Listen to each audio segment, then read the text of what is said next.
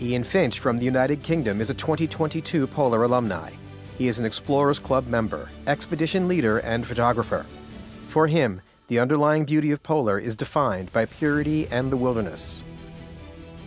Austria's Linda Meixner is a free-ride skier and outdoor leader. She is also a Polar alumni of 2022. Her experience has taught her that we are capable of much more than we think. She says working outside with animals and with your own hands for warm food or a place to sleep is incredibly satisfying. George Mackenzie Jr. from the United States is a 2022 Polar alumnus. He is an Explorers Club member and photographer. His polar experience made him fall in love with the Arctic, which he found to be exceptionally clean and humbling. Sweden's Mi Tonanelli is Global Social Media Manager at Fjällräven and a 2022 Polar alumni. She is convinced that when you reconnect with nature on such a fundamental level, you grow a confidence from within that you will carry with you for the rest of your life. Evelina Nordin from Sweden is a 2022 Polar alumna. She is also the granddaughter of Fjällräven's founder, Åke Nordin.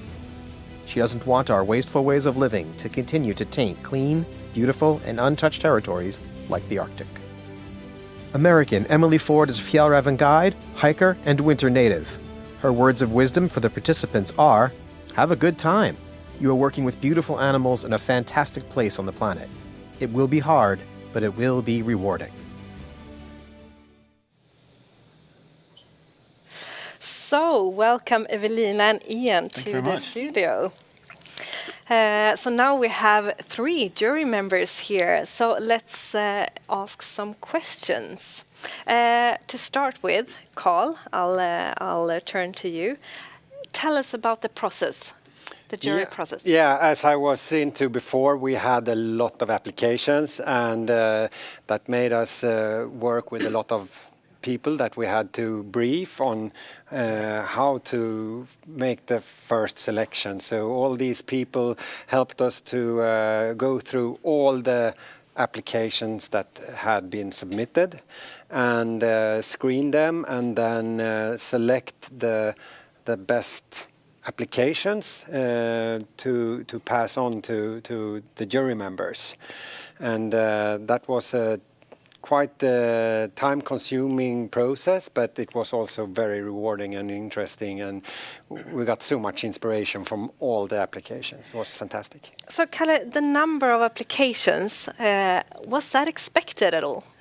No, not at all, actually. Or obviously, it did inspire people to a large extent, and that is fantastic. So we are so grateful and thankful for that. And yeah, it just shows that the aspiration and the ambition to spend time in nature is really fantastic. So, Ian, this job in the jury group, how challenging was that? Yeah, personally for me, I found it incredibly challenging. There were so many variations of people, shapes and sizes, personalities, and we had to go through everybody's Instagram and look at what was really motivating these people to come on this trip. And I found it incredibly difficult to choose. Yeah, it was very difficult to just wean that down to a small number of people. So was there something specifically that you were looking for in the applications? I think it was someone who was just embodying what Fjällräven was about their connection to nature, why they want to explore. So I was really looking into those and listening to what they were saying, looking into their Instagram and thinking, okay, what person would really benefit the most by going on this and embodies the spirit of the adventure? So, Evelina, what was your tactics when you were looking at the applications? I can vouch for that with what Ian's saying, but also since I am quite young, on the younger spectrum of people who have gone in the past, I want to encourage more younger people to go out. So when I was looking through the applications, I was looking at more young and more new to nature in that sense, and also just having someone and looking at someone like who can I see be with me when I'm on Polar in that sense. Yeah. And were there any surprises when you were going through the applications? A lot of good surprises. There was a lot of variety on what kind of posts were posted. There was a lot of pictures, a lot of illustrations, videos, and to me there was a lot of surprises when it came to specifically the sustainability motive of the creative ideas that people had. When, for example, saying you can use outdoor furniture as indoor furniture, and just very many creative ways to approach sustainability was surprising to me. Yeah. Was it a fun job? Yeah, very good. It was a lot of fun. Carl, for you, was it fun? Yeah, it was amazing. Really touching to see how much ambition and inspiration and creativity there is out there, and it was just endless. And yeah, I think it's about time to have a look at the first set of winners. What do you guys think? Yeah, it's time. Yeah, Time. definitely So, time. Let's have a look.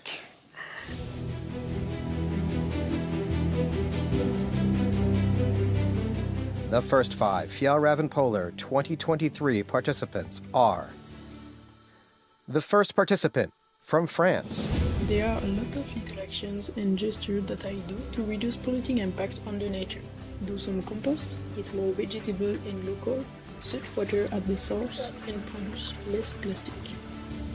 the second participant from Germany, My main goal is to help reducing negative impact on the planet and saving the beauty of nature and spreading the message of our climate crisis. I learned to be attached to nothing but being connected to everything. the third participant from the United States,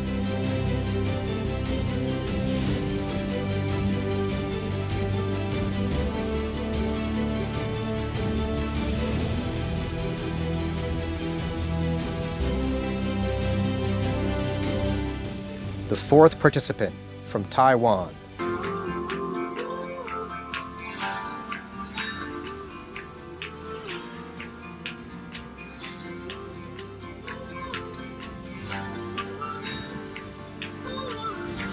and the fifth participant from Sweden.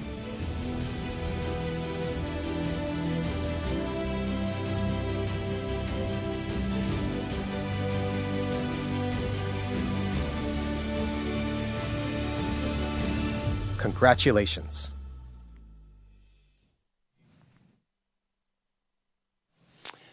So, congratulations to the first 5 winners. As you see, we have already a great variation over nationalities and across the globe. And we will continue through the show here to fill out this board of 20 winners. As you saw in the entries here, there's a lot of different motivations and reasons why people applied, and that is fantastic to see. And one of those that have special motives and reasons to be at Fjällräven Polar and special connections, that's you, Evelina. Yes. Not only a jury member this time, but you were also on the test trip that we made this spring, relaunching Fjällräven Polar, and you have a special connection to the brand. Yes, my grandpa is Åke Nordin, the founder of Fjällräven, and also one part of the amazing half that created Fjällräven Polar. And yeah, it's kind of inspiring to actually go on such a trip that he has created and actually see what it is he means by sending out this message. Yeah, and like what did it mean to you? What inspired you to go to Fjällräven Polar? To me, it has always been a concept of Polar and all these experiences, and I've always wanted to experience it for myself. So when I got the opportunity, I jumped on that opportunity very quickly. I'm very proud that I did, because I found a lot within myself, and I figured out a lot about nature for myself. It wasn't until this trip that I actually realized how much nature means to me and how much it can really calm me and challenge you at the same time. It's like the best of both worlds in that sense. What And do you think your grandfather would have said when he saw you there?